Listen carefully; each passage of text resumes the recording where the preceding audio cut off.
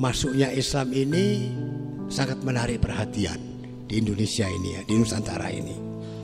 Dalam tempo 250-300 tahun, maka penduduk wilayah Nusantara yang semula beragama Buddha atau Hindu ini 90% sekitar atau mungkin lebih dari 90% kemudian masuk Islam.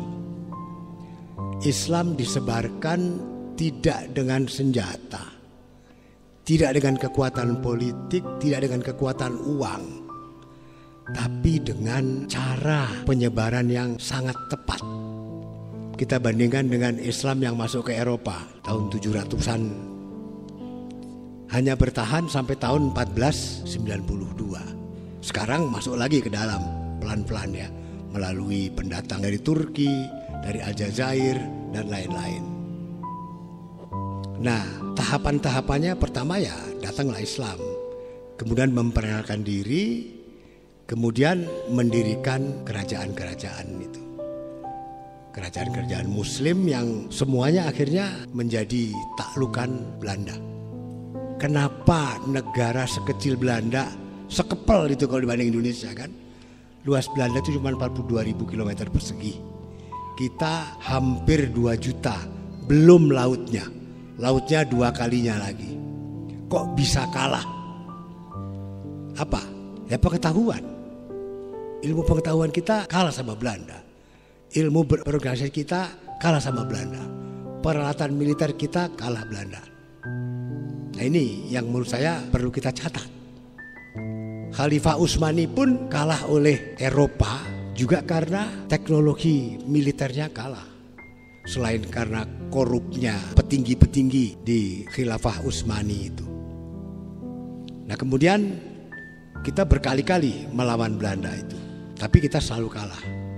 Akhirnya tidak melalui pendekatan militer.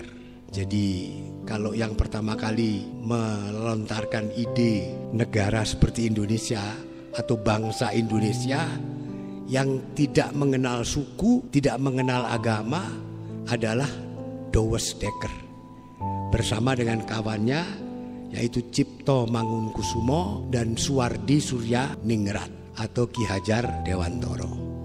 Kemudian Bung Hatta, di atas Bung Hatta ada Samratulangi. Itulah cikal bakal yang melontarkan gagasan bangsa Indonesia. Kemudian diikuti dengan Kongres Pemuda. Nah, jadi bangsa Indonesia itu lahir tahun 28 sebagai bangsa. Negaranya baru berdiri tahun 45. Proses ini juga menarik kita pelajari. Ketika Kongres Pemuda, kemudian pergerakan kemerdekaan pada tahun 20-an dan awal 30-an, umat Islam belum muncul. Memang ada Pak Cokro Aminoto, Pak Agus Salim, tapi baru muncul itu secara bersama-sama dalam wujud MIAI, Majelis Islam A'la Indonesia. Ini yang kemudian akhirnya berubah menjadi Partai Masyumi.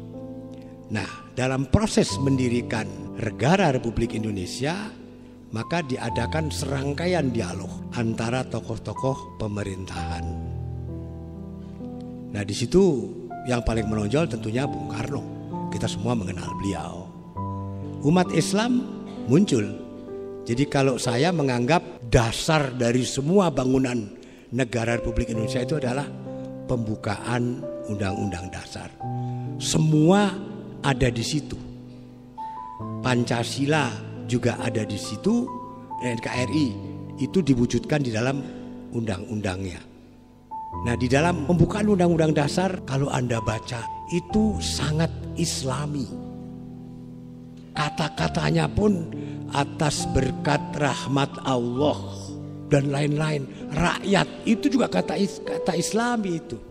Jadi tanpa kita sadari, bahasa Indonesia itu pun bahasa Islam. Itu ikut menyebarkan Islam menjadi lingua franca.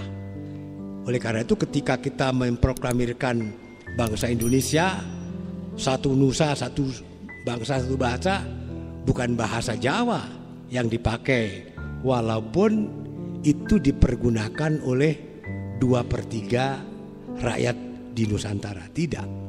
tetapi bahasa Melayu yang kemudian disebut sebagai bahasa Indonesia.